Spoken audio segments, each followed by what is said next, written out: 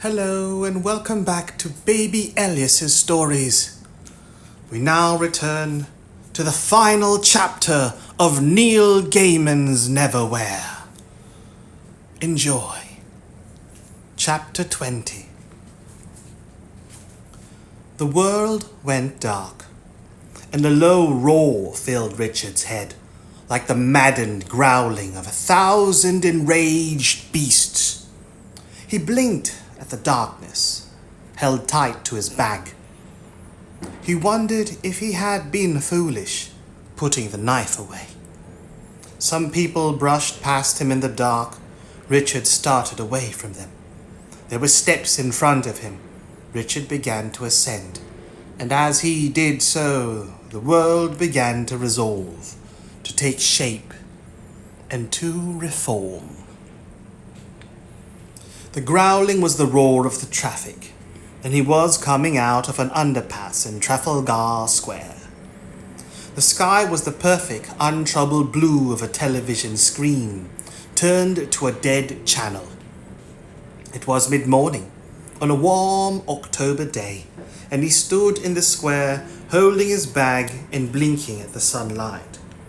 Black taxis and red buses and multicolored cars rolled and careered about the square, while tourists threw handfuls of pigeon feed down for the legions of tubby pigeons and took their snapshots of Nelson's column and the huge Landseer lions that flanked it. He walked through the square, wondering if he was real or not. The Japanese tourists ignored him. He tried talking to a pretty, fair-haired girl who laughed and shook her head, and said something in a language Richard thought might have been Italian, but was actually Finnish. There was a small child of indeterminate sex staring at some pigeons while orally demolishing a chocolate bar. He crouched down next to it. Hello, kiddie, said Richard. The child sucked its chocolate bar intently and gave no indication of recognizing Richard as another human being. Hello, repeated Richard, a slight note of desperation creeping into his voice. Can you see me, kiddie? Hello? Two small eyes glared at him from a chocolate-covered face, and then its lower lip began to tremble, and the child fled, throwing its arms around the legs of the nearest adult female and wailing, Mummy, that man's bothering me! He's bothering me! The child's mother turned on Richard with a formidable scowl. What are you doing? She demanded. Bothering our Leslie? There are places for people like you. Richard began to smile. It was a huge and happy smile. I really am most frightfully sorry, he said, grinning like a Cheshire cat. And then, clutching his bag, he ran through Trafalgar Square, accompanied by bursts of sudden pigeons who took to the air in astonishment. He took his cash card out of his wallet, and he put it into the cash machine. It recognized his 4-digit PIN number, advised him to keep it a secret and not disclose it to anyone, and asked what kind of service he would like. He asked for cash, and it gave him cash in abundance. He punched the air in delight, and then, embarrassed, pretended that he had been hailing a cab. The cab stopped for him. It stopped for him. And he climbed in and sat in the back and beamed. He asked the driver to take him to his office, and when the cab driver pointed out that it would almost be quicker to walk, Richard grinned even wider and said he did not care. And as soon as they were underway, he asked, practically begged, the cab driver to regale him, Richard, with his opinions on inner-city traffic problems, how best to deal with crime, and thorny political issues of the day. The cab driver accused Richard of taking the mickey and sulked for all of the 5-minute journey up the Strand.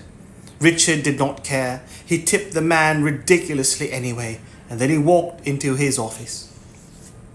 As he entered the building, he felt the smile begin to leave his face. Each step he took left him more anxious, more uneasy. What if he still had no job? What did it matter if small, chocolate-covered children and cab drivers could see him if it turned out that, by some appalling mischance, he remained invisible to his colleagues? Mr. Figgis, the security guard, looked up from a copy of Naughty Teenage Nymphets, which he had hidden inside his copy of The Sun, and he sniffed. "Morning, Mr. Mayhew," he said. It was not a welcome morning. It was the kind of morning that implied that the speaker really did not care if the recipient lived or died, nor indeed, for that matter, if it was even morning. "Figgis!" exclaimed Richard in delight. "And hello to you too, Mr. Figgis, you exceptional security guard!" Nobody had ever said anything remotely like that to Mr. Figgis before, not even naked ladies in his imagination. Figgis stared suspiciously at Richard until he got into the elevator and vanished from sight. Then he returned his attention to the Naughty Teenage Nymphets, none of whom he was beginning to suspect were ever likely to see 29 again, lollipops or no lollipops. Richard got out of the elevator and walked, slightly hesitantly, down the corridor. "Everything will be all right," he told himself. "If only my desk is there. If my desk is there, everything will be all right. Everything will be fine." He walked into the large room full of cubicles he had worked in for 3 years. People were working at desks, talking on telephones, rummaging through filing cabinets, drinking bad tea and worse coffee. It was his office. And there was the place by the window where his desk had once been, which was now occupied by a grey cluster of filing cabinets in a yucca plant. He was about to turn and run when someone handed him a cup of tea in a styrofoam cup.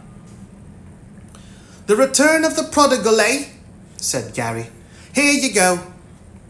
"Hello, Gary," said Richard. "Where is my desk?" "This way," said Gary. "How was Majorca?" "Majorca? Don't you always go to Majorca?" asked Gary. They were walking up the back stairs that led to the 4th floor. "Not this time," said Richard. "I was going to say," said Gary, "not much of a tan." "No," agreed Richard. "Well, I needed a change." Gary nodded. He pointed to a door that had, for as long as Richard had been there, been the door to the executive files and supplies room. "A change? Well, you've certainly got one now, and may I be the first to congratulate you." The plaque on the door said, R.O. Mayhew, Junior Partner. "Lucky bastard," said Gary affectionately. He wandered off, and Richard went through the door, utterly bemused. The room was no longer an executive supplies and file room. It had been emptied of files and supplies, and painted in grey and black and white, and recarpeted. In the center of the office was a large desk. He examined it. It was, unmistakably, his very own desk. His trowels had all been neatly put away in one of the desk drawers, and he took them all out and arranged them around the office. He had his own window with a nice view of the sludge-brown river and the south bank of the Thames beyond. There was even a large green plant with huge waxy leaves of the kind that looks artificial but isn't. His old dusty cream-colored computer terminal had been replaced with a much sleeker, cleaner black computer terminal, which took up less desk space. He walked over to the window and sipped his tea, staring out at the dirty brown river. "You found everything all right then?" He looked up. Crisp and efficient Sylvia, the MD's PA, was standing in the doorway. She smiled when she saw him. Yes. Look, there are things I have to take care of at home. Do you think it'd be all right if I took the rest of the day off and..." "Suit yourself. You aren't meant to be back until tomorrow anyway." "I'm not," he asked. Right, Sylvia frowned. What happened to your finger? I broke it, he told her. She looked at his hand with concern. You weren't in a fight, were you? Me? She grinned. Just teasing. I suppose you shut it in a door. That's what my sister did. No, Richard began to admit. I was in a... Sylvia raised an eyebrow. A door, he finished lamely. He went to the building he had once lived in by taxi. He was not sure that he trusted himself to travel by the underground. Not yet. Having no door key, he knocked at the door of his flat and was more than disappointed when it was opened by the woman Richard last remembered meeting, or rather failing to meet, in his bathroom. He introduced himself as the previous tenant and quickly established that A, he, Richard, no longer lived there, and B, she, Mrs. Buchanan, had no idea what had happened to any of his personal possessions. Richard took some notes, and then he said goodbye very nicely, and took another black taxi to go and see a man in a camel hair coat. The smooth man in the camel hair coat was not wearing his camel hair coat, and was in fact a good deal less smooth than the last time Richard had encountered him. He was sitting in his office and had listened to Richard's list of complaints with the expression of someone who has recently and accidentally swallowed whole a live spider and has just begun to feel it squirm. Well, yes, he admitted after looking at the files. There does seem to be some kind of problem. Now you mention it. I can't quite see how it could have happened. I don't think it matters how it happened, said Richard reasonably. The fact of the matter is that while I was away for weeks, you rented my apartment to, he consulted his notes, George and Adele Buchanan, who have no intention of leaving. The man closed the file. Well, he said, mistakes do happen, human error. I'm afraid there's nothing we can do about it. The old Richard, the one who had lived in what was now the Buchanan's home, would have crumbled at this point, apologized for being a nuisance and gone away.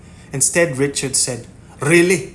Nothing you can do about it? You rented a property I was legally renting from your company to someone else, and in the process lost all my personal possessions, and there's nothing you can do about it?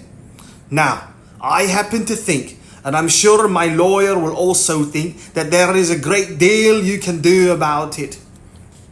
The man without the camel hair coat looked as if the spider was beginning to crawl back up his throat. But we don't have any other vacant apartments like yours in the building, he said. There's only the penthouse suite. That, Richard told the man coldly, would be fine. The man relaxed. For the living accommodation now, said Richard. Let's talk about compensation for my lost possessions. The new apartment was much nicer than the one he had left behind. It had more windows and a balcony and a spacious lounge and a proper spare bedroom. Richard prowled it, dissatisfied. The man without a camel hair coat had, extremely grudgingly, had the apartment furnished with a bed, a sofa, several chairs, and a television set. Richard put Hunter's knife on the mantelpiece. He bought a takeaway curry from the Indian restaurant across the road, sat on the carpeted floor of his new apartment, and ate it, wondering if he had ever really eaten curry late at night in a street market held on the deck of a gunship moored by Tower Bridge. It did not seem very likely, now that he thought about it. The doorbell rang. He got up and answered the door. We found a lot of your stuff, Mr. Mayhew, said the man who was once more wearing his camel hair coat. Turned out it'd been put into storage. Right. Bring the stuff in, lads. A couple of burly men hauled in several large wooden packing cases, filled with Richard's stuff, and deposited them on the carpet in the middle of the living room. "Thanks," said Richard. He reached into the first box, unwrapped the first paper-covered object, which turned out to be a framed photograph of Jessica. He stared at it for some moments, and then he put it down again in the case. He found the box with his clothes in it, removed them and put them away in his bedroom, but the other boxes sat untouched in the middle of the living room floor. As the days went on, he felt increasingly guilty about not unpacking them, but he did not unpack them. He was in his office, sitting at his desk, staring out of the window when the intercom buzzed. "Richard," said Sylvia, "the MD wants a meeting in his office in 20 minutes to discuss the Wandsworth report." "I'll be there," he said. Then, because he had nothing else to do for the next 10 minutes, he picked up an orange troll and menaced a slightly smaller green-haired troll with it. "I am the greatest warrior of London below. Prepare to die," he said, in a dangerous trollish voice, waggling the orange troll. Then he picked up the green-haired troll and said in a smaller trollish voice, "Aha! But first you shall drink the nice cup of tea." Someone knocked on the door, and guiltily he put down the trolls. "Come in." The door opened, and Jessica came in and stood in the doorway. She looked nervous. He had forgotten quite how beautiful she was. "Hello, Richard," she said. "Hello, Jess," said Richard. Then he corrected himself. "Sorry, Jessica." She smiled and tossed her hair. "Oh, Jess is fine," she said, and looked as if she almost meant it. "Jessica, Jess. Nobody's called me Jess for ages. I rather miss it." "So," said Richard, "what brings? Do I have the honor you, Just wanted to see you, really?" He was not sure what he ought to say. "That's nice," he said. She closed the door to his office and took a few steps toward him. "Richard, you know something strange. I remember calling the engagement off, but I hardly remember what we were arguing about." "No?" "It's not important, though, is it?" She looked around the office. "You got a promotion?" "Yes." "I'm happy for you." She put a hand into the pocket of her coat and pulled out a small brown box. She put it down on Richard's desk. He opened the box, although he knew what was inside. "It's our engagement ring. I thought that, well, maybe I'd give it back to you, and then, well, if things worked out, well, perhaps one day you'd give it back to me." It glittered in the sunlight, the most money he had ever spent on anything.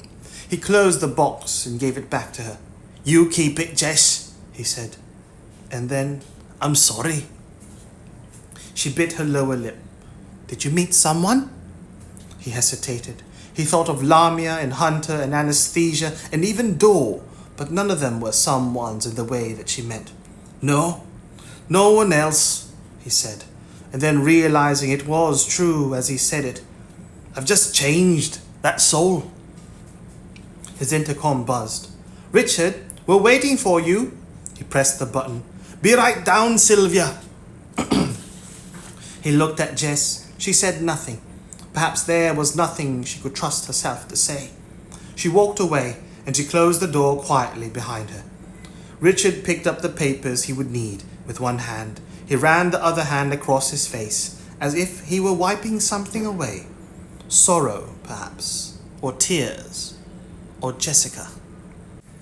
He started taking the tube again, to and from work, although he soon found that he had stopped buying newspapers to read on his journey in the morning and the evening, and instead of reading, he would scan the faces of the other people on the train.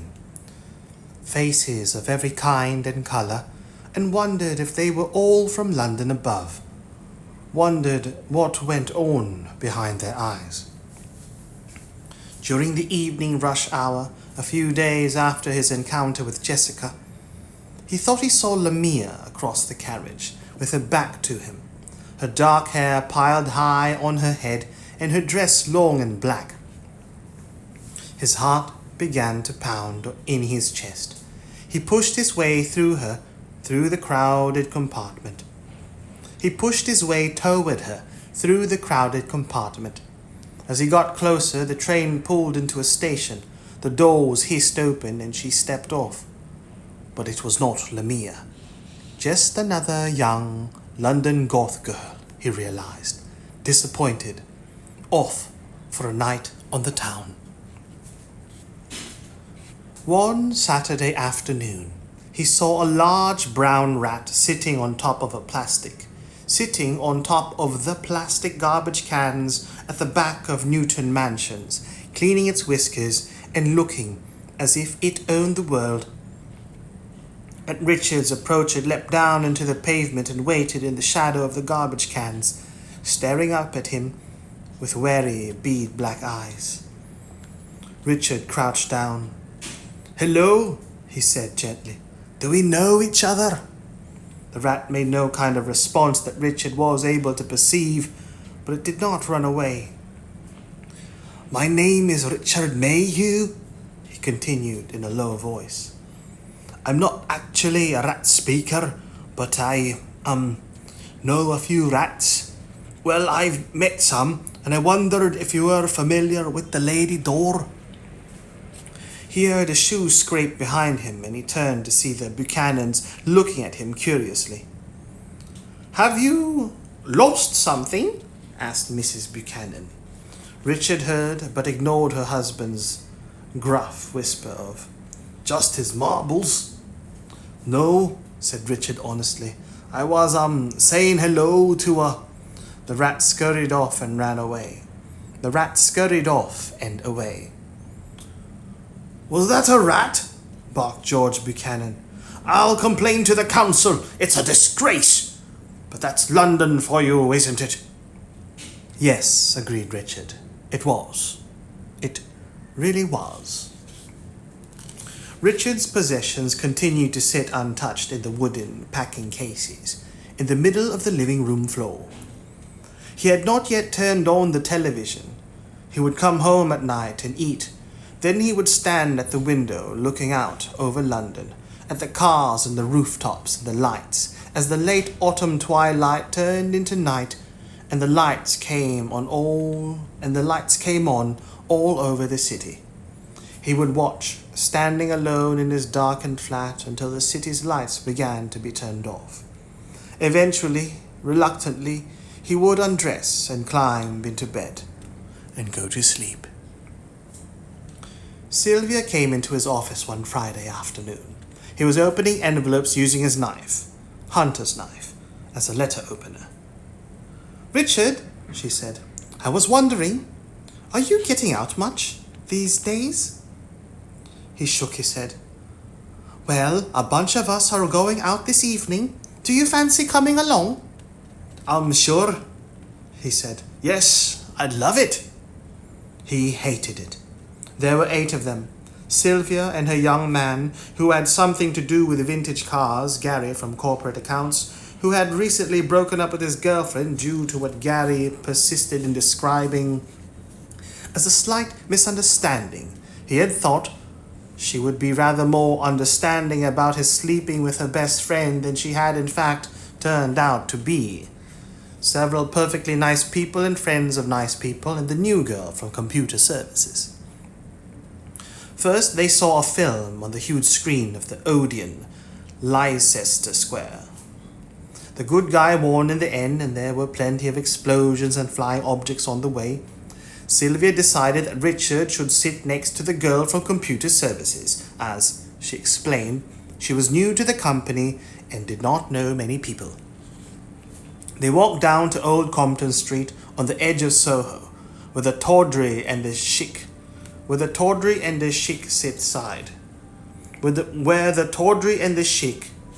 sit side by side to the benefit of both, and they ate at La Riche, filling up on couscous and dozens of marvelous plates of exotic food, which covered their table and spilled over onto an unused table nearby, and they walked from there to a small pub Sylvia liked in nearby Berwick Street, and they had a few drinks, and they chatted.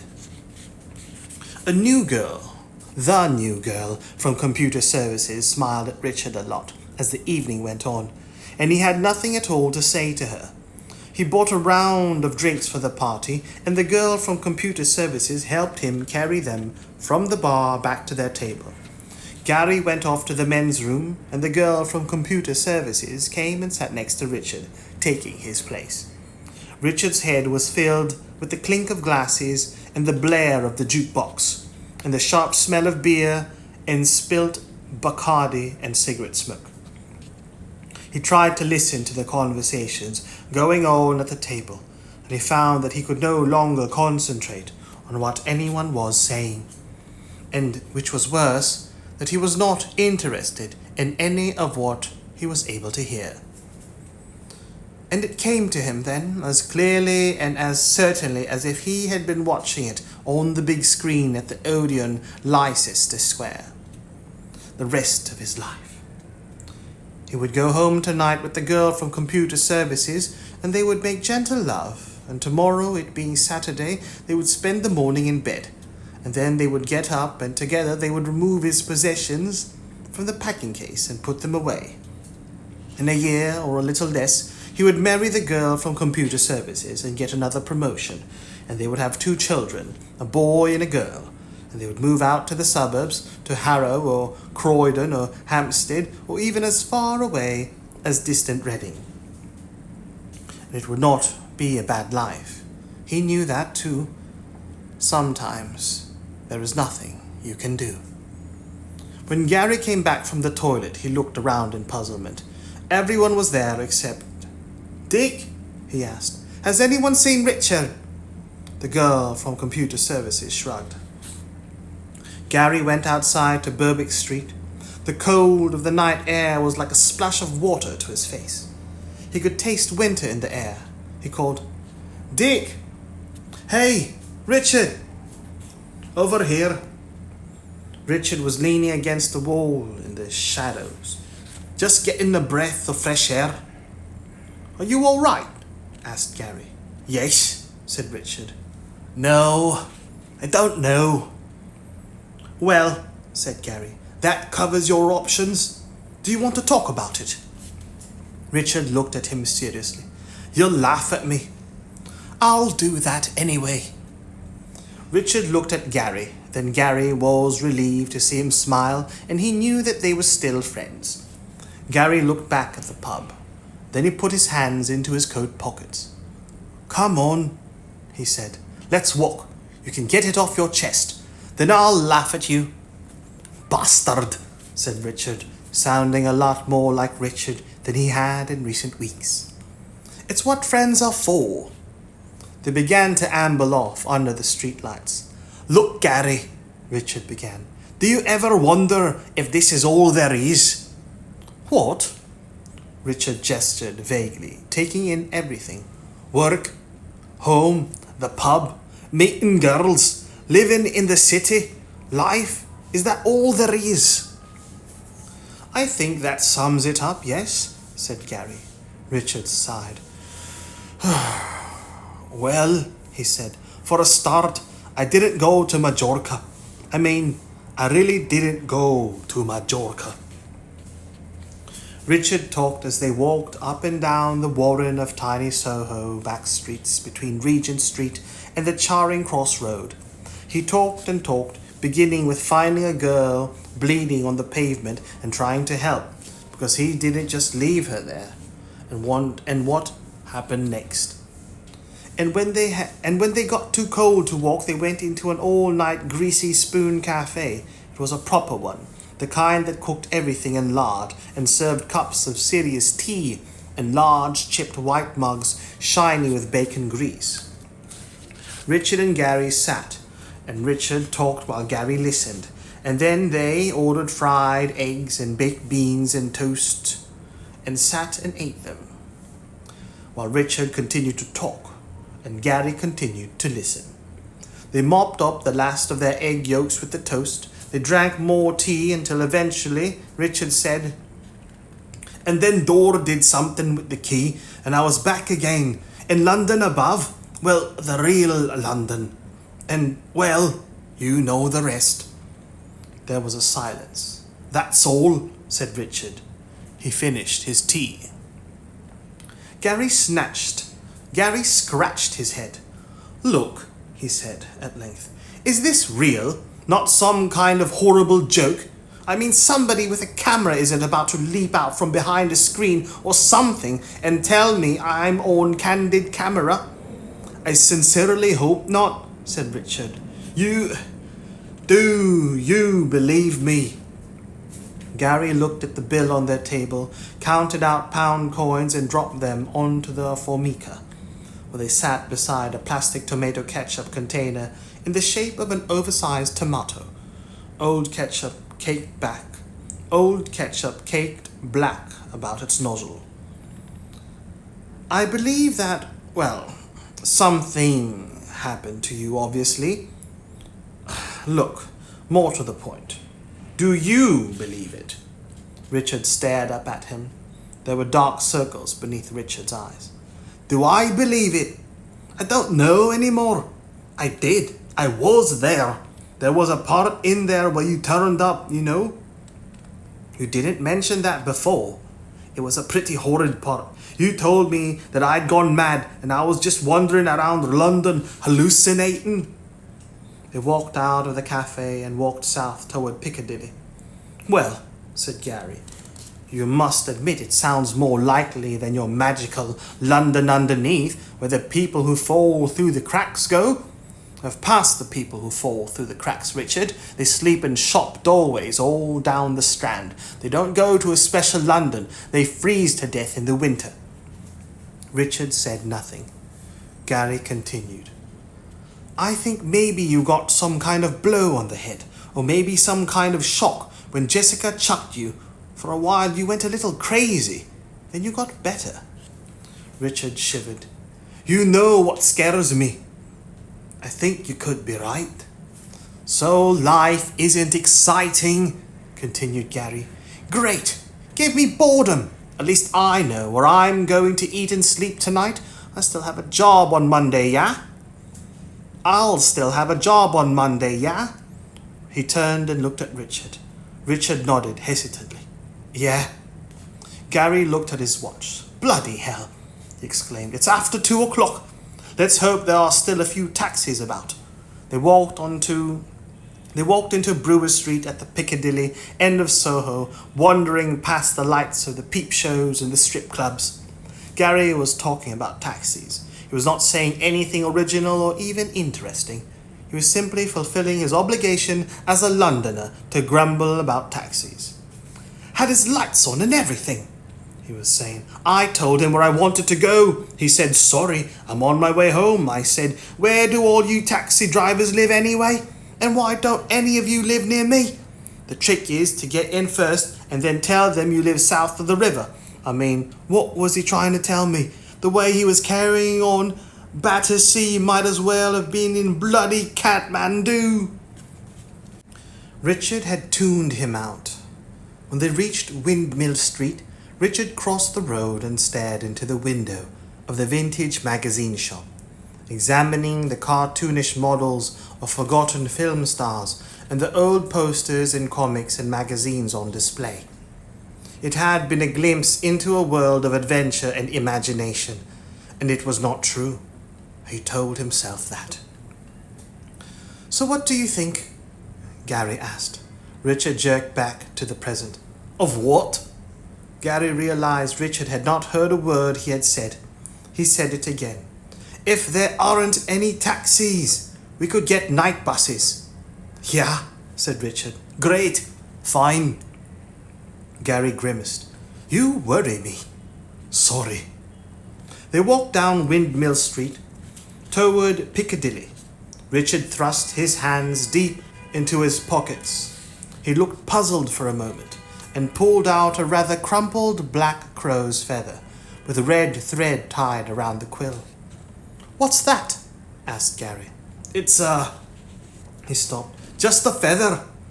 You're right, it's only rubbish.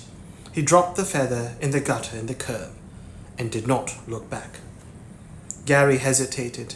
Then he said, picking his words with care, "Have you thought about seeing somebody?"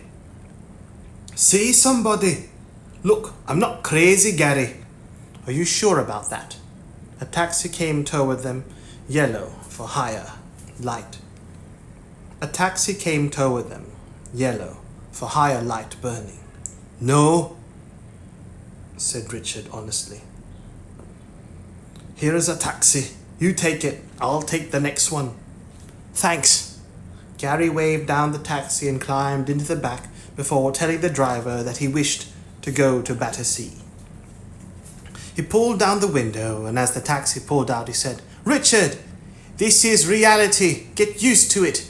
It's all there is. See you on Monday." Richard waved at him and watched the taxi drive away. Then he turned around and walked slowly away from the lights of Piccadilly, back up toward Brewer Street. There was no longer a feather by the curb. Richard paused beside an old woman, fast asleep in a shop doorway. She was covered with a ripped old blanket, and her few possessions, 2 small junk-filled cardboard boxes and a dirty, once white umbrella, were tied together with string beside her, and the string was tied around her wrist to keep anyone from stealing them while she slept. She wore a wool hat of no particular colour. He pulled out his wallet, found a £10 note, and bent down to slide the folded note into the woman's hand. Her eyes opened and she jerked awake. She blinked at the money with old eyes. "What's this?" she said sleepily, displeased at having been woken. "Keep it," said Richard. She unfolded the money, then pushed it up her sleeve. "What you want?" she asked Richard, suspiciously. "Nothing," said Richard. "I really don't want anything. Nothing at all." And then he realized how true that was, and how dreadful a thing it had become. Have you ever got everything you ever wanted, and then realized it wasn't what you wanted at all? "Can't say that I have," she said, picking the sleep from the corner of her eyes. "I thought I wanted this," said Richard. "I thought I wanted a nice normal life. I mean, maybe I'm crazy. Maybe. But if this is all there is, then I don't want to be sane, you know." She shook her head. He reached into his inside pocket. "You see this?" he said. He held up the knife. "Hunter gave this to me as she died," he told her. "Don't hurt me," said the old lady. I ain't done nothing." He heard a strange intensity in his own voice. "I wiped her blood from the blade. A hunter looks after her weapons. The Earl knighted me with it. He gave me the freedom of the underside." "I don't know anything about that," she said. "Please, put it away. That's a good lad."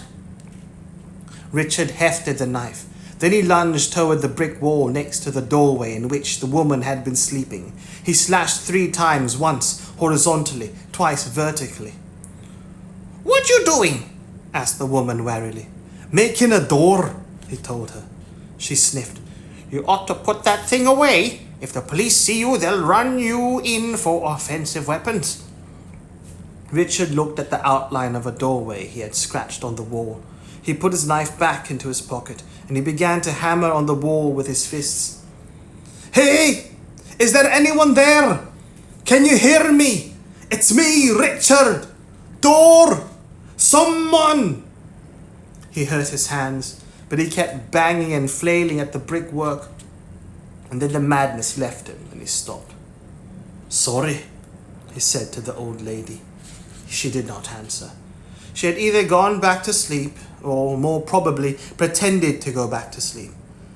Elderly snores, real or feigned, came from the doorway.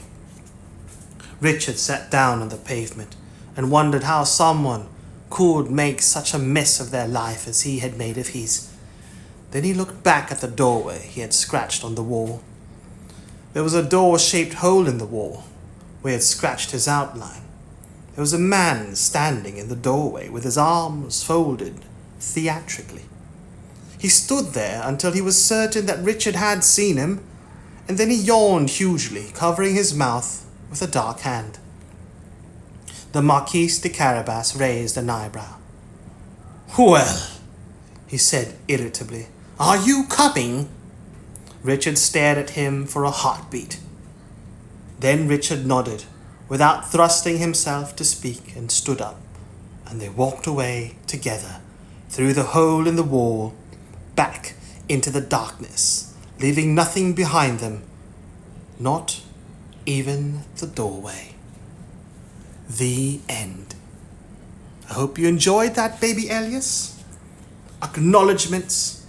My thanks to all the readers of this book in its various drafts and versions for their input, suggestions, and feedback, particularly to Steve Burst, Martha Sukup, Dave Langford, Gene Wolfe, Cindy Wall, Amy Horsting, Lorraine Garland, and Kelly Bickman, to Doug Young and Sheila Abelman at BBC Books for their help and support, and to Jennifer Hershey and Lou Aronica at Avon Books.